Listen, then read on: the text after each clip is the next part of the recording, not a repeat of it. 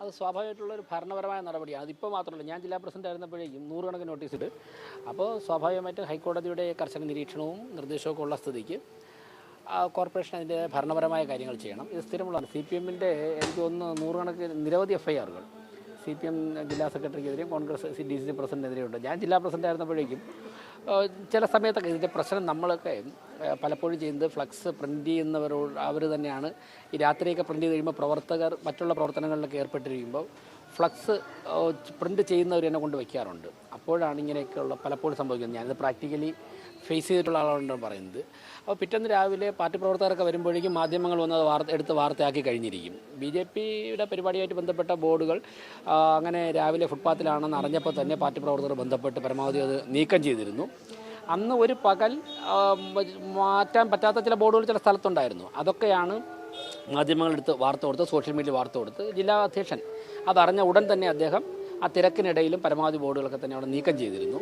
ഇപ്പോൾ corporation notice കൊടുത്ത് പിറ്റേ ദിവസം ഉച്ചയ്ക്ക് 1-1.5 മണിക്ക് കേസ് വീണ്ടും ഹൈക്കോടതി വെച്ചിരുന്നു. ആ സമയത്തുള്ളൊരു ഭരണപരമായ നടപടിയാണത്. അതിൻ്റെ രീതിക്ക് പക്ഷേ 22-ന് നോട്ടീസ് കൊടുത്തിരുന്നു, പക്ഷെ മാറ്റിയില്ല. അതിനുശേഷം ഈ സന്ദർശനം കഴിഞ്ഞ ശേഷമാണ് മാറ്റിയത്. ഞാൻ പറയാം സലാം.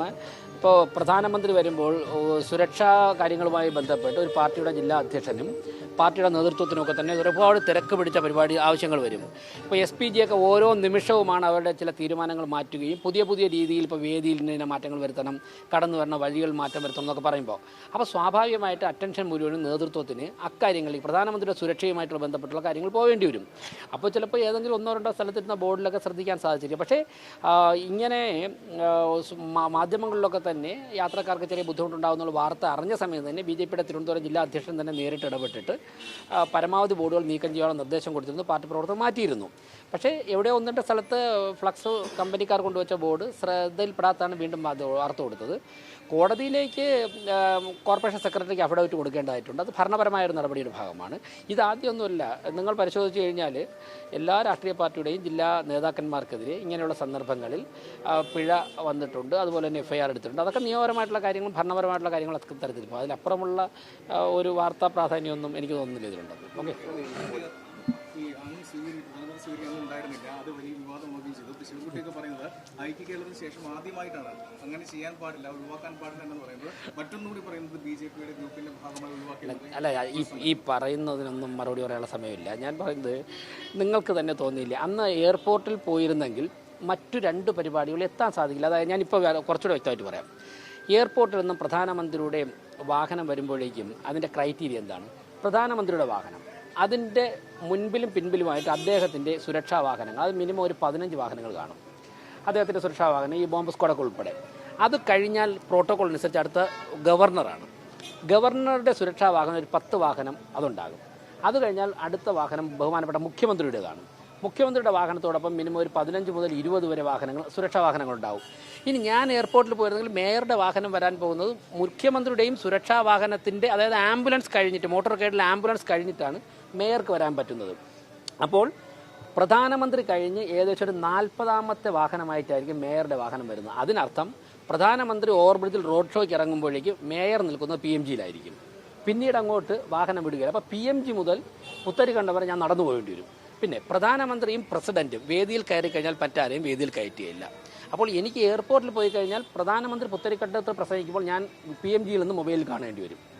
അപ്പോൾ അതിനേക്കാളും തിരുവനന്തപുരത്തിനും അതുപോലെ തന്നെ 2ാമത്തെ പരിപാടി BJPയുടെ രാഷ്ട്രീയ പരിപാടിയായിരുന്നു. BJPക്കും മേയർ എന്നുള്ള നിലയ്ക്ക് എനിക്കും കൂടുതൽ കാര്യങ്ങൾ ഗുണപ്പെടുന്നത് പ്രധാനമന്ത്രിയോടൊപ്പം 2-2.5 മണിക്കൂർ പുത്തരിക്കണ്ടത്തിലെ വേദിയിൽ ചെലവഴിച്ചതുകൊണ്ടാണ്. അങ്ങനെ തലേ ദിവസം പാർട്ടിയുടെ ഉന്നത തലത്തിൽ ചർച്ച ചെയ്ത് ഞാനുമായി മേയറുമായി ആശയവിനിമയം നടത്തിയതിന് ശേഷമാണ് മേയർ പ്രധാനമന്ത്രിയെ പുത്തരിക്കണ്ട മൈതാനം സ്വീകരിക്കാം.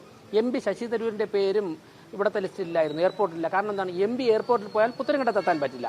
തലേദിവസം ഞങ്ങൾ ചർച്ച നടത്തിയപ്പോൾ രാജീവ് ചന്ദ്രശേഖർജിയും എയർപോർട്ടിൽ പോയാൽ പുത്തരിക്കണ്ടത്തെത്താൻ പറ്റില്ല. അങ്ങനെ പുത്തരിക്കണ്ടത്തിൽ രാജീവ് ചന്ദ്രശേഖർജിയുടെ പേരവിടെ ഉണ്ടായിരുന്നു, പക്ഷേ പുത്തരിക്കണ്ടത്തെത്താൻ പറ്റില്ല. അങ്ങനെ രാജീവ് ചന്ദ്രശേഖർജിയും പോയില്ല. മേയർ സ്വീകരിക്കണമെന്ന് തീരുമാനിച്ചത് പുത്തരിക്കണ്ട മൈതാനിയിലാണ്. പക്ഷേ ഇതിലും മന്ത്രി ശിവൻകുട്ടി പറയുന്ന പ്രധാനപ്പെട്ട ഇഷ്യൂ, ഈ പ്രോട്ടോകോൾ പ്രകാരം പ്രധാനമന്ത്രിയോ രാഷ്ട്രപതി വന്നു കഴിഞ്ഞാൽ ഗവർണറും മുഖ്യമന്ത്രിയും കഴിഞ്ഞാൽ പിന്നെ 3ാമത് സ്വീകരിക്കേണ്ട ആളും മേയറാണ് എന്നുള്ളതാണ്. അത് പാലിച്ചില്ല എന്നുള്ളത് ശിവൻകുട്ടി പറയുന്നത്. അല്ല, BJP മേയർ വന്നിട്ടും അത് പാലിച്ചില്ല. അല്ല, ഞാൻ മേയറായതിനു ശേഷം അദ്ദേഹം പലതരത്തിലുള്ള പ്രസ്താവന ഞാൻ ഒരു പ്രസ്താവനയും പ്രതികരിച്ചില്ലല്ലോ. അദ്ദേഹത്തിന് പ്രസ്ഥാനം നടത്താനുള്ള സ്വാതന്ത്ര്യം നിങ്ങൾ കൂടെ. പിന്നെ അദ്ദേഹം പ്രോട്ടോകോളാണ് ചൂണ്ടിക്കാട്ടുന്നത്. അല്ല, പ്രോട്ടോക്കോളൊക്കെ നിയമസഭയിലെ പ്രോട്ടോക്കോൾ, പഴയ പ്രോട്ടോക്കോളൊക്കെ ഞാൻ പറയണോ? അല്ല, പ്രോട്ടോക്കോള് ഇവർ പ്രതിപക്ഷത്തായിരുന്നപ്പോൾ നിയമസഭയിലുണ്ട് നടന്ന പ്രോട്ടോക്കോളൊക്കെ ഞാൻ പറയണോ? ഞാനത് അദ്ദേഹം പറയുന്നതൊക്കെ ഞാൻ ആസ്വദിക്കുകയാണ്.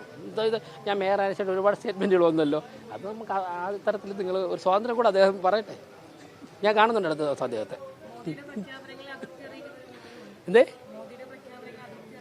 എന്താണ് തിരുവനന്തപുരം നഗരത്തെ ഈ രാജ്യത്തെ ഒന്നാമത്തെ നഗരമാക്കാൻ വേണ്ടി കേന്ദ്ര ഗവൺമെൻറ് എല്ലാ പിന്തുണയും തരാം എന്ന് പറഞ്ഞതിൽ അതിർത്തി അറിയിക്കുന്നവർ തിരുവനന്തപുരം നഗരം വളരാൻ ആഗ്രഹിക്കാത്തവരാണ് അല്ലേ? മോഡിജി പറഞ്ഞെന്താണ്? തിരുവനന്തപുരം നഗരം വളരാൻ വേണ്ടിയുള്ള എല്ലാ പിന്തുണയും കേന്ദ്ര ഗവൺമെൻറ് തരും. അതിൽ അതിർത്തി ചിലർ അറിയിക്കുന്നല്ലേ താങ്കൾ പറഞ്ഞത്?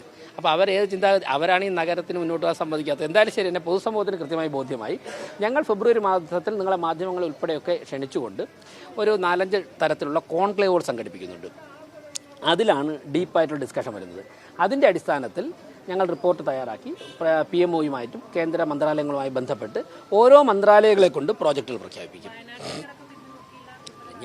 ട്രെയിൻ തന്നത് മരുഭൂമിയിലേക്ക് ഒരു തുള്ളി വെള്ളം കൊടുക്കുന്നപ്പോൾ ഞാൻ പറയുന്നത് ഈ നേരത്തെ വന്നപ്പോൾ തന്നെ ഒരു വിഷയത്തിലെല്ലാം പറഞ്ഞല്ലോ, ഇങ്ങനെ എല്ലാ കാര്യങ്ങൾക്കും ഓരോരുത്തർ പറയുന്നതിന് മറുപടി പറയാനും അതിൽ നിന്നുള്ള സമയം ഇപ്പം തന്നെ SNDP ഈ ഒരു വലിയൊരു പരിപാടി പങ്കെടുക്കാൻ നിൽക്കുകയാണ്.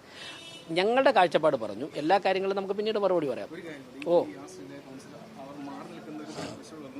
ക്ഷണിച്ചില്ല, അതുകൊണ്ട് അങ്ങോട്ടേക്ക് വന്നില്ല എന്നാണ് വളരെ പക്വതയോടെ വ്യക്തമായിട്ട് ഒരു മുതിർന്ന പോലീസ് ഉദ്യോഗസ്ഥ എന്നുള്ള നിലയ്ക്ക് വളരെ നന്നായിട്ട് ആ ക്ലാരിഫിക്കേഷൻ ശ്രീലയ ചേച്ചി തന്നെ തന്നിട്ടുണ്ട്. ക്ഷണിച്ചതനുസരിച്ചിട്ടാണ് ഞങ്ങളൊക്കെ തന്നെ ആ പരിപാടിയിൽ ശ്രീലയ ചേച്ചി ഉൾപ്പെടെ പറഞ്ഞല്ലോ, ഇരിപ്പിടം വേദിയിൽ കിട്ടിയത് ക്ഷണിച്ചിട്ടാണ്. അതിനുശേഷം പ്രധാനമന്ത്രിയുടെ അടുത്തേക്ക് അവരെന്തും ചെയ്ത സീറ്റിൽ തന്നെ നിന്നു. അതിന്റെ ക്ലാരിഫിക്കേഷൻ അവർ തന്നെ തന്നല്ലോ. പക്ഷെ ബാക്കി എല്ലാവരും പ്രധാനമന്ത്രി യാത്രക്കാരും എല്ലാം അടുത്തേക്ക് ചെന്നു.